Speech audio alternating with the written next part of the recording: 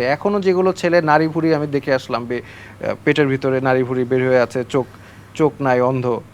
তো এখনো যেই দলটা এই কাজটা করেছে সেই দলটা কিভাবে রাজনীতিতে আবার আসতে পারে রিসেন্টলি, এটা আমি আই ডোন্ট নো। ওই গুম ঘরে যারা ছিল তারা নাকি সবাই জেলে যেতে চাইতো, ওটা জি নাকি জি তাদের জি জন্য জি বেহেশত ছিল। কেন? জি জি মানে মানুষ কি জেলে যেতে চায়? হ্যাঁ, ওরা ওখানে ওখানে যে মানে জেলের ডেফিনেশনই হচ্ছে বেহেস্ত।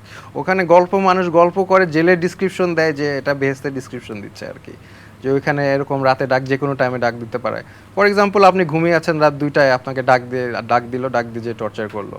যে কোনো টাইমে টর্চার হতে পারেন, থাকার জায়গা নাই, কোনো বসার জায়গা নাই, আপনি মুরগির মতো এক জায়গায় ফিক্সড হয়ে থাকেন। আপনাকে যদি এক জায়গায় এখানেই বসায় রাখি আমি 24 আওয়ার্স, আপনার কেমন লাগবে? তো ওইখানে তো আমার একটা চেয়ারও নাই, আমার তো হার্ড ফ্লোরে বসে কংক্রিটের মধ্যে বসে থাকা লাগছে, শুয়ে থাকা লাগছে।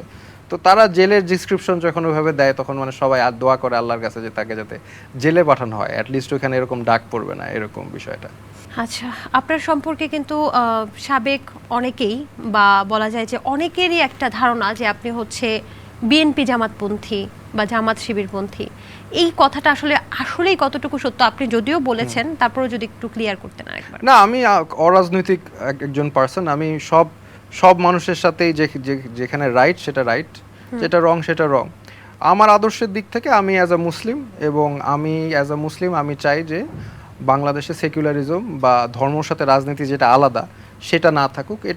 এটাই হচ্ছে আমার মিশন, ভিশন, গোল বলতে পারেন। এটাই আমি বিশ্বাস করি, কিন্তু আমি কোনো রাজনৈতিক দলের সাথে জড়িত না।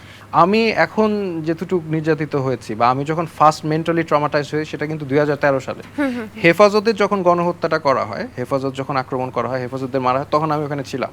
আমি স্টুডেন্ট ছিলাম এবং আমি খুব ইয়াং বয়স ছিল তখন। যেভাবে মানুষ মেরেছে, তখন যেটা আমার অভিজ্ঞতা হয়েছে, এর পরে আমি যে মেন্টালি ট্রমাটাইজ ছিলাম, সেটা মানে সেটার থেকে আসলে আমার স্ট্রেংথটা গ্রো করে। আপনি কোথায় ছিলেন? মানে সেই শাপলা চত্বর যেখানে আসলে বলা হয় যে, আমি শাপলা চত্বরে ছিলাম, সারা রাত ছিলাম। জি ওখানে ছিলেন? জি। আপনি কি কোনো পক্ষ হয়েছিলেন নাকি সাধারণ মানুষ? সাধারণ জনগণ হিসেবে ছিলাম। কেন ছিলেন ওখানে? না, নবী করিম সাল্লাহ সাল্লামের ব্যাপারে অন্যায়ভাবে এই ধরনের অপবাদ দেওয়া কোনোভাবেই ফ্রি স্পিচের মধ্যে পড়ে না।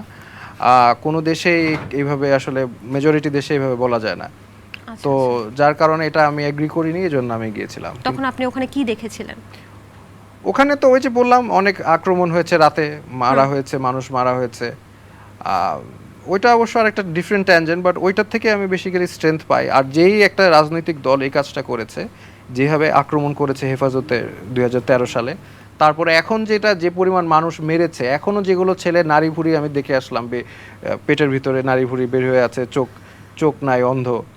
তো এখনো যেই দলটা এই কাজটা করেছে সেই দলটা কিভাবে রাজনীতিতে আবার আসতে পারে রিসেন্টলি, এটা আমি আই ডোন্ট নো।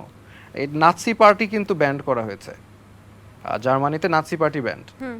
তো আওয়ামী লীগ এই কাজটা করার পরে আওয়ামী লীগ হয়ে আবার বাংলাদেশে আসবে, এইটার সাথে আমি ব্যক্তিগতভাবে এগ্রি করি না। তার অল্টারনেটিভ অনেক যুক্তি থাকতে পারে, আমি তাদের যুক্তি শুনতে চাই, বুঝতে চাই, কিন্তু এখনও ছেলেমেয়েদের দেখে আসলাম তো 2 দিন আগে, আমাকে ভিডিও ছবি টবি দেখালো যে নাড়ি ভুড়ি বের হয়ে আছে, পেটে গুলি করেছে, গায়ে গুলি করেছে, পঙ্গু হয়ে আছে, হ্যাঁ, হাঁটতে পারে না, মুভ করতে পারে না, মাথায় গুলি গুলি আটকে আছে ব্রেনের মধ্যে।